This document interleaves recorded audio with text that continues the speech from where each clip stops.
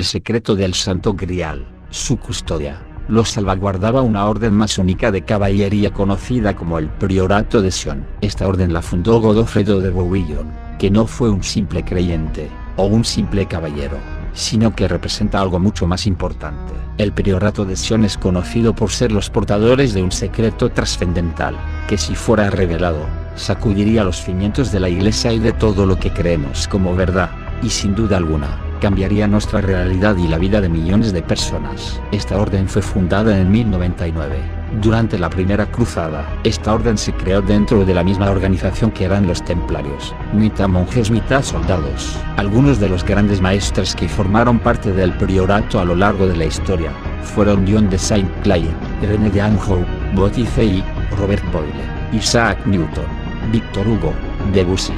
Y por supuesto, Leonardo da Vinci. Uno de esos maestres, Leonardo da Vinci, dibujó una obra entre 1495 y 1497 titulada El Cenáculo. No se trata de un cuadro, sino que fue pintada en una de las paredes de la Santa María de la Gracia en Milán. Da Vinci, muy vinculado al Priorato de Sion, y conocedor de lo que salvaguardaban, de los secretos que conocía, decidió dejar plasmado muchos de esos secretos en esta obra. Absolutamente todo lo representado en esta obra está lleno de simbologías y de mensajes cifrados. Analicemos detenidamente esta obra del maestro más importante e influyente de la orden, La Última Cena de Leonardo da Vinci, porque en ella está la respuesta al Santo Grial y a muchas otras cuestiones. El Nuevo Testamento habla que en esta cena fue donde Jesús instituyó el sacramento del pan y el vino, que son su carne y su sangre. Esta cena es el momento que antecede la crucifixión de Jesús. La Última Cena es descrita en 3 de los 4 evangelios del Nuevo Testamento, Mateo, Marcos y Lucas, pero no en el Evangelio de Juan. En esta cena, Jesús dijo, que pase de mí este cáliz, y se ha interpretado como que Jesús ofrecía una copa a sus discípulos, pero curiosamente, en la mesa no hay vino. También ofreció el pan a sus comensales, pero no se ven pedazos de pan partidos para ofrecer, sino que cada uno poseía su pedazo de pan. En la mesa de la Última Cena, sabemos realmente los nombres de 6 de los discípulos que estaban, además de Jesús, Pedro, Santiago, Juan, Simón, Andrés y Judas. El resto de personajes que forman el cuadro, son interpretaciones y mensajes que quiere enviar Leonardo da Vinci. En su obra, representó a los 12 discípulos junto a Jesús, pero realmente, el número 12 es simbólico. No existe ninguna prueba ni justificación para que esto fuera así. En la mitología y la religión, la importancia de esta cifra es notable. Para los griegos, los dioses olímpicos del panteón eran 12, como también fueron 12 los trabajos encargados al héroe romano Hércules como penitencia. Según la Biblia, Jacob tuvo 12 hijos, y hubo 12 tribus de Israel. El número 12 está considerado como el número solar por excelencia y una constante en la cultura mediterránea, símbolo del orden cósmico, de la perfección y de la unidad. La luna gira 12 veces alrededor de la Tierra, hecho que ya observaron y conocieron los pueblos primitivos, en la sincronía entre el año solar y los ciclos lunares. De ahí que los antiguos astrónomos establecieran más adelante los 12 signos del zodiaco. Así que, no existe ninguna razón para pensar que a la cena acudieron Jesús y los 12 apóstoles, sino que Da Vinci lo utiliza como simbolismo para expresar una imagen, y utilizar esa numeración como forma de descifrar un mensaje oculto. Según la disposición real, a su lado estaban Judas y Juan. Si observamos el cuadro de Da Vinci, a la derecha de Jesús está Juan y a su izquierda Tomás. Así que, quien debió recostarse sobre su pecho fue Juan. Ahora bien, aquí viene uno de los secretos revelados por Da Vinci en La Última Cena. La persona que está a su derecha no es Juan, sino que se trata de María Magdalena. Da Vinci nos está revelando 2 secretos, uno que sí había mujeres en la cena, como era común en las comidas de festividades, y 2 que su discípulo predilecto, el elegido, era María Magdalena. Otro mensaje cifrado, los ropajes de Jesús eran azul y rojo, y el de María Magdalena son los mismos, únicamente cambia la posición, está de forma inversa. Da Vinci nos informa que uno completa al otro, que estaban unidos mucho más allá de un simple trato afectuoso maestro-discípulo, sino que su relación era mucho más importante, como un matrimonio. Da Vinci incorporó una técnica llamada escritura invertida o de espejo, dejando mensajes ocultos que solo pueden ser revelados con el uso de espejos o superposiciones. En la Universidad de Northeastern, Boston, El diseñador gráfico Terence Mason utiliza desde hace años una tecnología informática para buscar los mensajes ocultos en las obras de Leonardo. Terence descubrió que Da Vinci tenía una gran curiosidad y dominio sobre la reflexión y la refracción de la luz, óptica y anatomía humana del ojo. También se interesaba por cómo estaban captados los reflejos de los espejos cónicos. Así que la imagen real podría ser claramente esta, es decir, si juntamos una obra original y el mismo, pero invertido, aparecen imágenes que parecen estar situadas en otra dimensión, fuera del alcance del ojo humano a simple vista. Da Vinci quería revelar algunas cosas en esta parte esencial de la obra. Por un lado,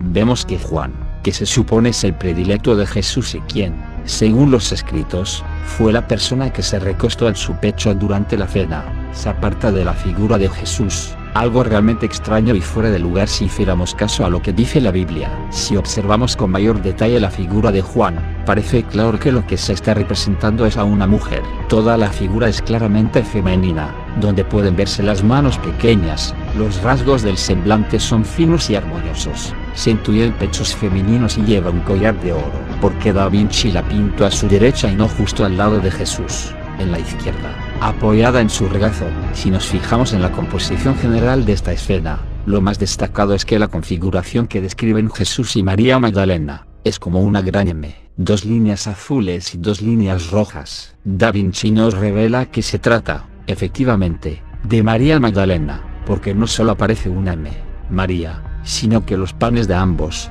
perfectamente posicionados donde Da Vinci quería, forma una M, Magdalena. Leonardo nos facilita todos los detalles para decirnos que Jesús y María Magdalena estaban ambos presentes en la última cena, y que el lugar preferencial lo ocupaba María Magdalena y no Juan entre sus discípulos. La mayoría de los libros y la historia nos dicen que la escena refleja el momento exacto donde Jesús dice a sus discípulos que uno de ellos le iba a traicionar. Jesús dijo, en verdad os digo que uno de vosotros me traicionará.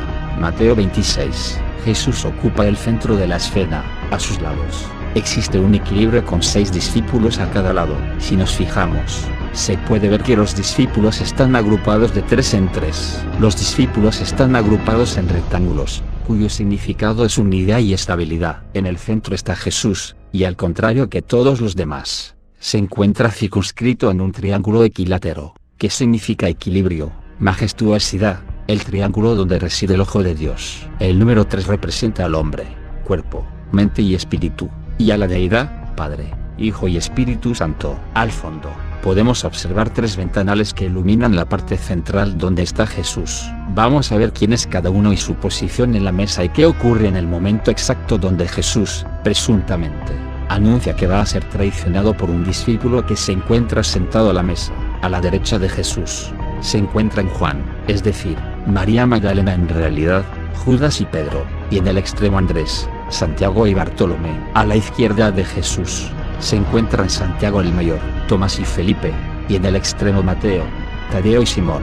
Viendo la escena, todos los discípulos se encuentran en una actitud inquieta, de sorpresa y de indignación, excepto Jesús y María Magdalena, que se encuentran en un estado de total normalidad, calmados, serenos. Si realmente este fuera Juan y no María Magdalena, también se encontraría airado, contrariado y sorprendido por lo que acaba de decir Jesús. Es otra muestra de Da Vinci, para decirnos que esta persona no es Juan, y que como elegido de Jesús, conoce de antemano todo lo que él piensa y lo comparte con ella. Jesús tiene la palma izquierda hacia arriba y abierta, una posición que expresa paz, sinceridad, honestidad. En cambio, su mano derecha está hacia abajo y mucho más tensa que la izquierda, que expresa una posición dominante y que no está diciendo toda la verdad. Así que Jesús está diciendo la verdad, pero hay algo que oculta. Ahora bien, lo oculta él o lo oculta Da Vinci. Justamente la mano derecha es la que está al lado de Juan, María Magdalena, así que nos da otra pista que aquello que parece,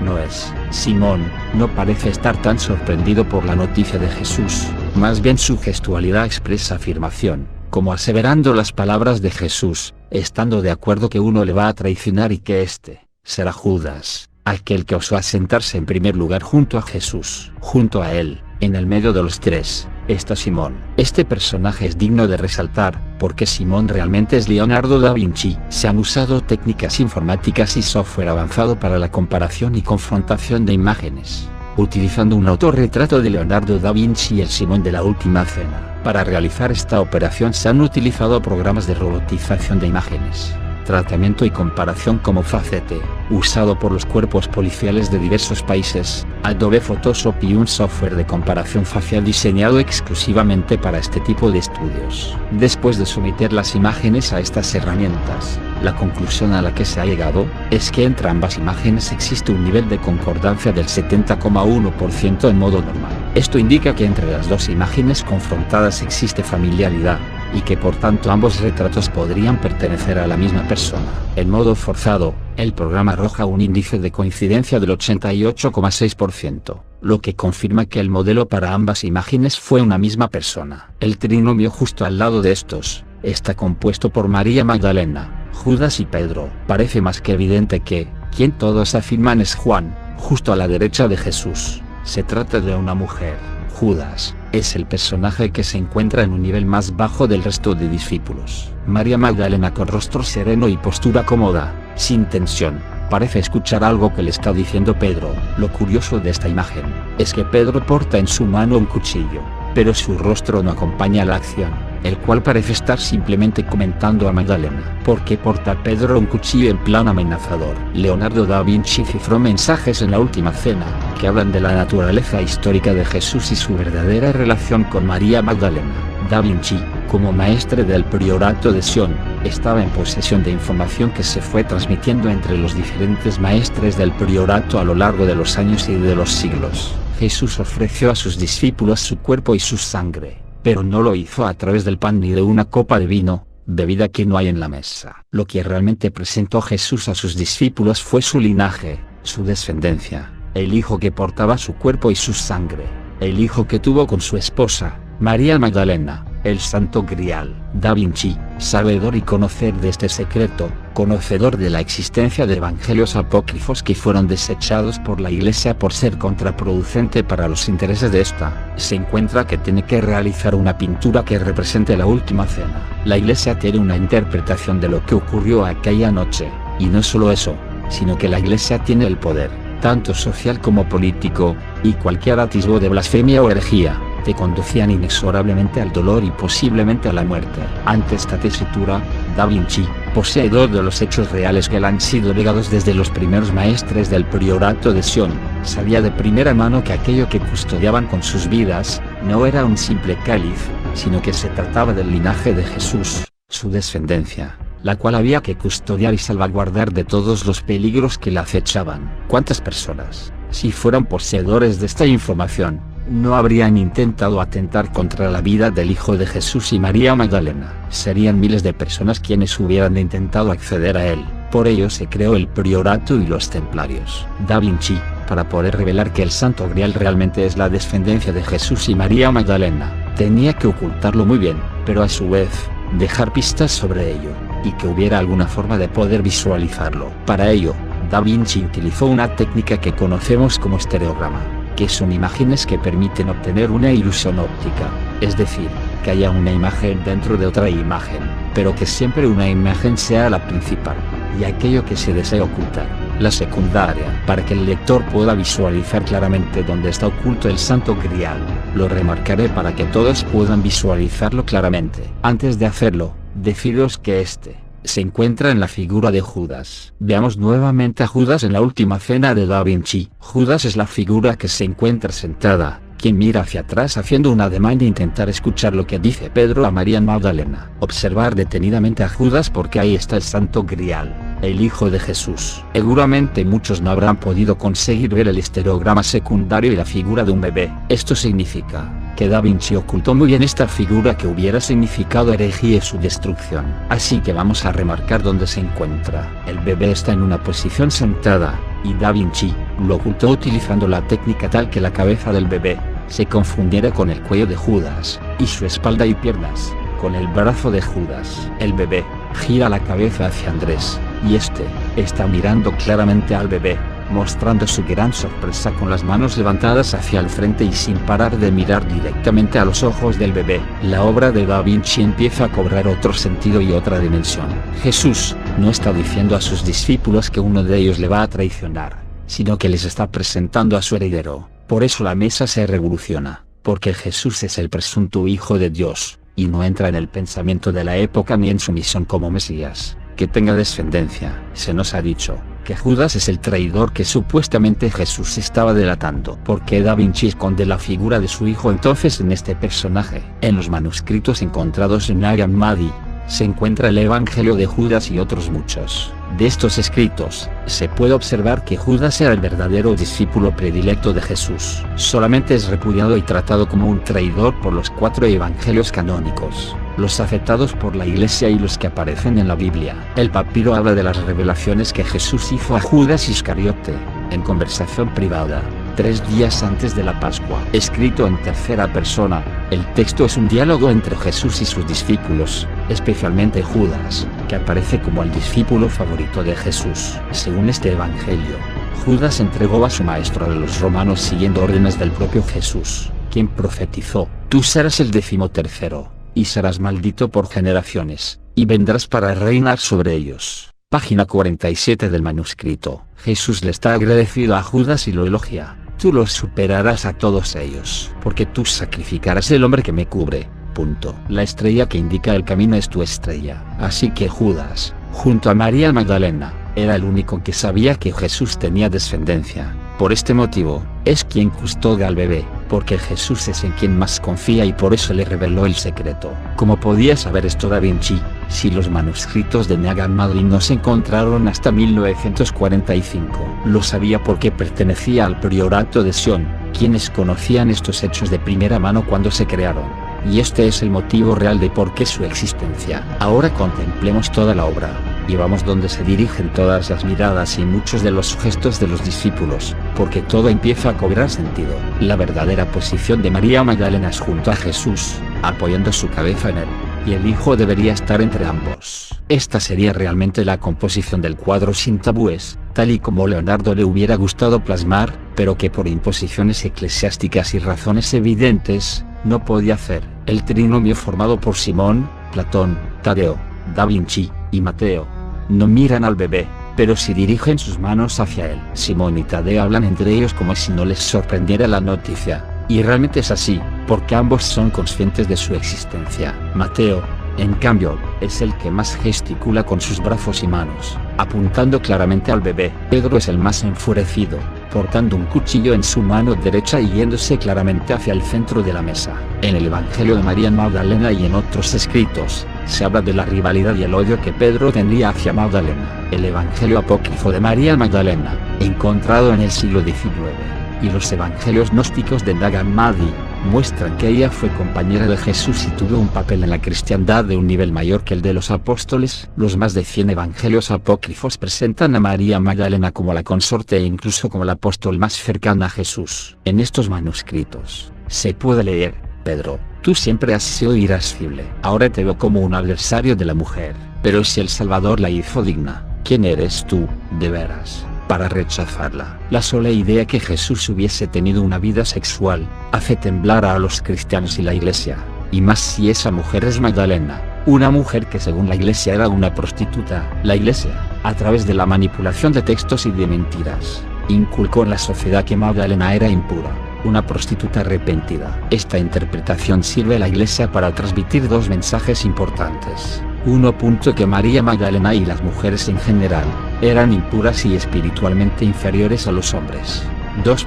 Solo la Iglesia ofrece la redención. Da Vinci también dejó otro mensaje oculto. Si trazamos una línea entre las manos de Jesús, María Magdalena y Pedro, obtenemos una exacta imagen de espejo de la constelación de Casiopea. Da Vinci utilizaba a menudo esta técnica de espejo, que también empleó en la Última Cena, para ocultar mensajes secretos. Así quedaría la línea trazada. Vemos claramente que una es el reflejo de la otra, vista en un espejo. Los nombres arábigos de las principales estrellas de Casiopea nos facilitan algunas claves de su significado esotérico. Los árabes llamaban a la constelación de Casiopea el árbol Seder, la misma palabra que el Seder de Pesaj, la fiesta judía celebrada antes de Pascua. Los árabes más antiguos pensaban que esta constelación era una enorme mano manchada con leña, con las estrellas más brillantes representando las puntas de los dedos. Casiopea está ubicada en un extremo de la Vía Láctea, una zona que se relaciona con lo que se conoce como la familia de constelaciones Perseo. Casiopea se encuentra en el signo zodiacal de Aries,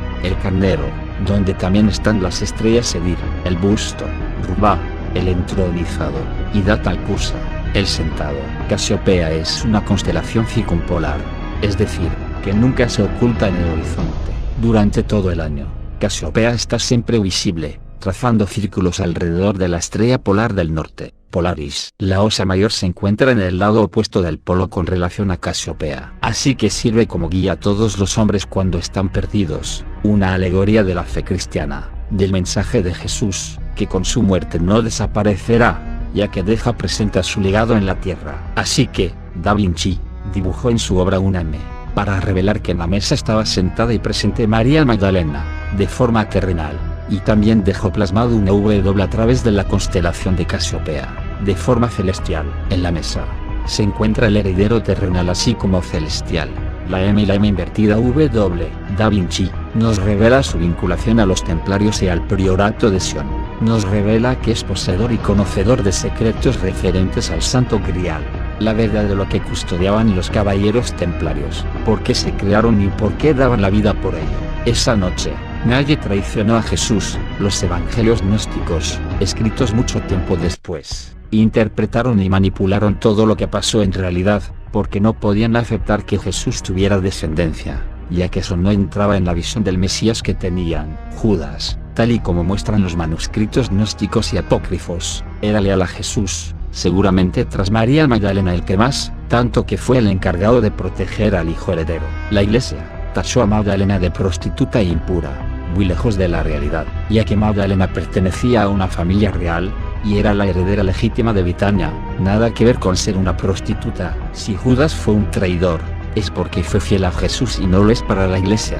De este nacimiento, nació la dinastía merovingia, quienes portaban la sangre real de Jesús. Para proteger este linaje, se crea el priorato de Sion y monjes expertos en caballería y lucha, los caballeros templarios. La Iglesia, el ala más ortodoxa, no paró de buscar el Santo Grial para destruirlo, y por ende, atacó y destruyó a la Orden del Temple, ejecutando a sus miembros, sus posesiones, sus lugares de culto, requisando todo lo que tenían, en busca de respuestas, pero nunca llegaron a conseguirlo. El secreto iba pasando generación tras generación a personas muy influyentes, familias reales, adineradas, instituciones secretas, que iban transmitiendo lo que sabían, y lo sabían de mano de María Magdalena y algunos presentes en la última cena. Seguramente, en la actualidad, este linaje sigue vivo, y el árbol genealógico de Jesús esté entre nosotros. Esto es lo que Da Vinci nos reveló. Esta es la verdadera historia del Santo Grial.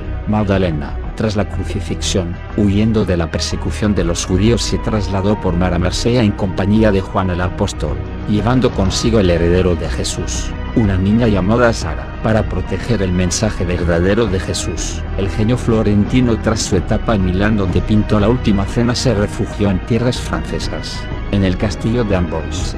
En este espolón rocoso del Loira, Leonardo da Vinci está enterrado bajo una discreta losa en la capilla del Castillo Real. Llegó a Amboise en la primavera de 1516, invitado por Francisco I, el rey que mejor encarnó el Renacimiento en Francia.